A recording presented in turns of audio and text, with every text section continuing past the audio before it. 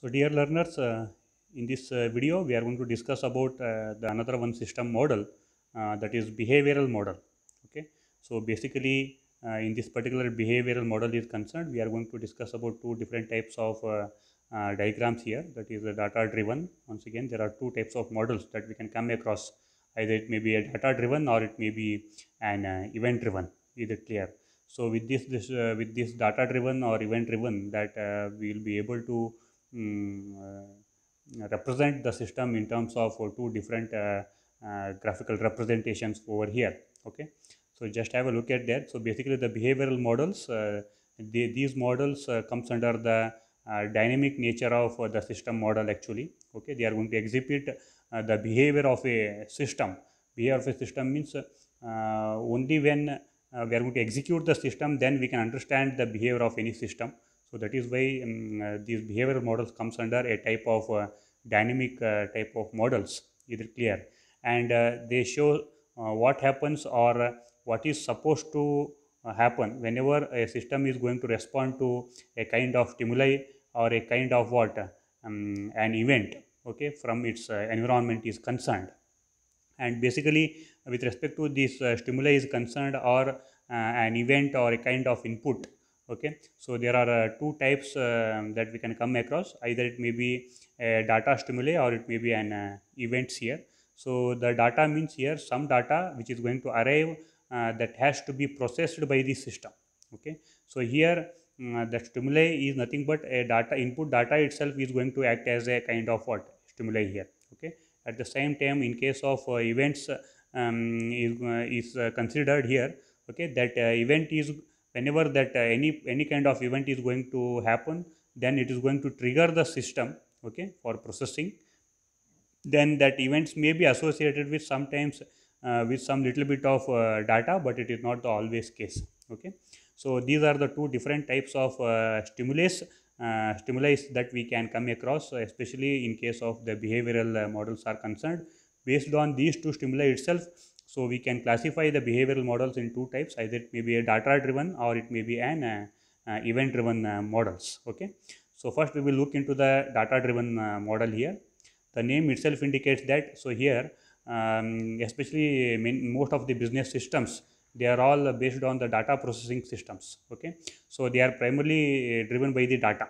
So it means that here some sort of data is going to act as an input here. Okay, and a sequence of action will be taken place over there, and which will generate what in turn some associated output. So that will be get generated over here. So based on this how this data driven model is going to be taken place. Okay, and these data driven models are especially particularly helpful during the analysis of what the requirements, as they can be used to show the end to end processing in a system. So now just have a look at one example of this data driven model here. Okay, this example has been taken from the insulin pump operation here, that is insulin pump system. So that we have already discussed as a first case study in our one of the previous video here. So this particular activity model, so here for every activity is concerned, how my input data is going to act upon that and how it is going to generate an associated output. So that we have shown in this particular diagram is concerned. So if you try to trace this particular diagram here, so here the blood sugar sensor is going to act as an input for to get the sensor value as an activity here. My output will be what? The sensor data, and that in turn will be taken as an input for to compute the sugar level here as an activity. For that the output is what? The blood sugar level, means the sugar level in the blood, that will be as an output there, and that will be taken as a input for to calculate the insulin delivery as an activity. And for that the output is what? The insulin requirement, means how much amount of insulin which is required, that will be get calculated, and in turn that will be given a input for to calculate the pump command. Okay, to select which pump command used to be get selected over there. Then the command will be get selected for a pump control. Okay, and that will be given input for what? Your control pump, through which the insulin will be finally, the amount of insulin that you have calculated, that will be get delivered through this insulin pump into the body of the patient, means that it will be injected to the body of the patient. Okay, so this is what the overall activity diagram of an small embedded system that we discussed, that is called insulin pump operation. So this is how this particular diagram is going to show the flow of data here, means data which this is the data driven model. Okay, so where we are exhibiting a kind of input data which will be acting on every activity to generate an associated output here. Okay, so this is one example of modeling the data driven model over here.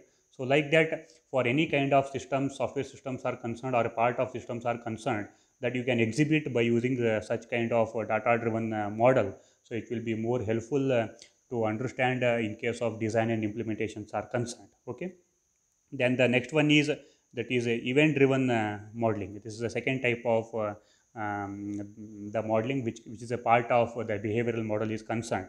So here especially the event is nothing but it's a kind of stimuli or some action that is going to taken place on your system here. So especially the event driven modeling, they comes under the real time systems, because the real time systems are often they are all called as what, the event driven. So basically the real time system in the sense here, so these are the software systems which are going to execute something or some task in a given deadline. Okay, if it is not possible to execute that in a given deadline, then we used to say that the system has got failed. Okay, so such type of real time systems are always known as, or comes under what, the event driven here. Okay, and for example, so even if you take an example of your mobile there. Okay, so at any condition, initially my mobile will be under waiting condition. Okay, it will be on. Okay, so but it will be under waiting condition, and we don't know that when the incoming call is going to come. Okay, but anytime whenever the incoming call is going to come, then automatically some stimuli is going to be taken place, or some action is to be taken place, so that we can start receiving the call, that is by pressing that say some green color button on that particular mobile, so that we can start the conversation. Okay, so this is how the system is going to react here. Okay, so in case of event driven modeling is concerned, that is going to show how the system is going to respond to an external or internal, whatever it may be. Either it may be an external event or it may be an internal event, how my system is going to respond. And basically here it is based on the assumption that system is always having a finite number of states. See there, so every software system that you consider, it is having some set of finite number of states. Okay, and whenever what we told that events or any kind of stimuli is going to act upon your system is going to take a transition from one state to the another state. Okay, so that's the reason that just now I told that initially when your mobile is under waiting state, so whenever an incoming call will come, that will be acting as a stimuli which will make your mobile to change its state from waiting state to the active state. Is it clear? So suddenly your mobile will be on and it will start ringing. Is it clear there? So this, see there. So this is how your mobile is going to change the state from one state to the another state here. Okay. So as an example here, we are going to consider actually see there, especially this event driven modeling is going to be get exhibited or represented using a state machine model, very popularly a type of system model, that is a state machine model. So here the state, in the sense just now we told that whenever an event or any stimuli is going to occur on your system, the system is going to take a transition from one state to the another state, and that you are going to represent here how your system is going to change the state from one state to the another state, and what is the event which is going to take place. So that representation can be done with the help of this state machine model is concerned. Okay, so these models are also a type of what means they are going to model the behavior of the system in response to some external or internal events are concerned, and they show the system responses to stimuli. So are often used for what, modeling the real-time system, just we told just now. And also the state machine models show the system states as a nodes and events as a arcs. So whenever I will represent the state machine model in a diagrammatic way or the graphical representation, okay, so my every node that can be represented with some state of that particular system, and the arc which will connect from one state to the another state, that I can consider it as what, an event which is going to act upon. Okay, so when an event occurs there, the system is going to move from one state to the another state. So state machine models are one of the important type of system models that will be considered under our UML, that is Unified Modeling Language, is concerned. So now just have a look at an example over here. So this is an example of the state machine model or state diagram that we have taken the microwave oven. Hope all of you might have used the microwave oven machine. Okay, just try to imagine how that particular microwave machine is going to get operate. So that we have represented by using a state machine model here. Okay, so if you observe here, there are so many different states that we have identified. Like initially my micro oven will be under what? Waiting stage. Okay, so from the waiting stage, either it may go to the next stage as a full power or as a half power. So for example, say if I am going to give a input or an event is going to taken place with full power, then it will change the state from waiting to what? The full power. During that it will be operating with around the power will be set to what? Around 600 watts or something else. So then if it is half power, then it will be operating with half power, and in between full power and half power, you can observe here we can change from half power to the full power and full power to the half power. So this particular state diagram itself is going to depict that how exactly I need to design the microwave oven. Okay, the way in which real time we are going to use that microwave oven, that all operations are going to be get exhibited over here in this state machine model is concerned. Okay, and once we are going to set either full power or half power, then we are going to set the timer. Okay, with that timer we will be setting with what? The set time, and after setting the time, if the door is closed, then that microwave oven will be get enabled.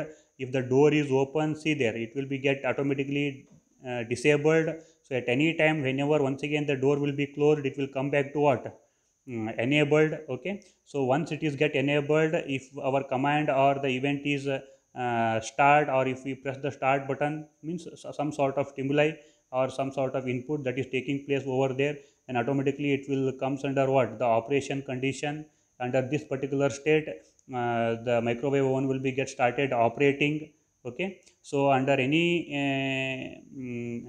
circumstances, see there, while operating, okay, it is allowed for us to what? Cancel that operation, so that it will come back to under what? Waiting stage. Okay, it doesn't mean that till the timer is going to end up, the machine should be under what? Operation condition.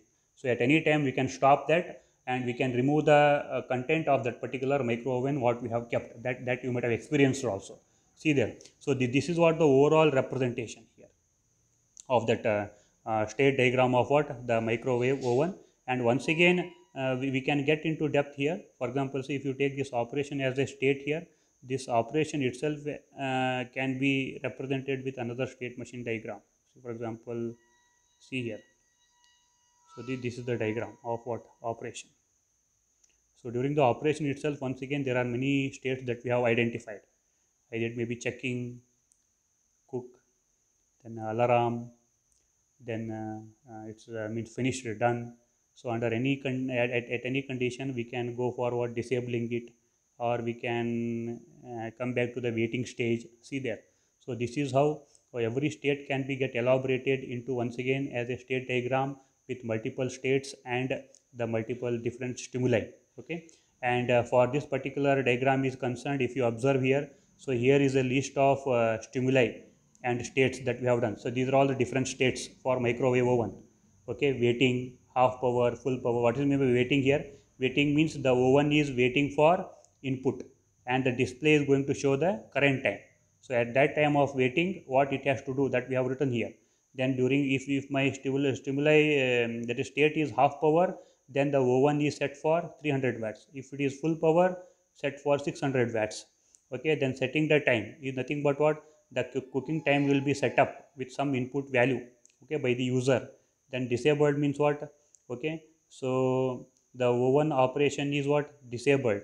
Okay, for a safety purpose, either it may be because the door is closed or open or something else. Okay, then enabled means what? then O1 is under what? Operation. For operation it will be get enabled. Okay, during the operation, okay, O1 will start the cooking. Okay, so like this, and these are all the different stimuli which will be acting upon. See, there are half power, full power, okay, timer, then number, door open, door close. These are all the different types of stimuli here.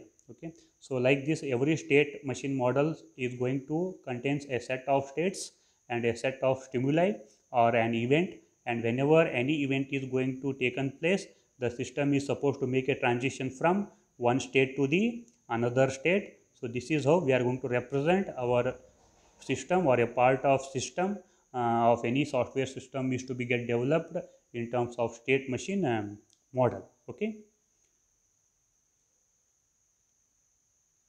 thank you.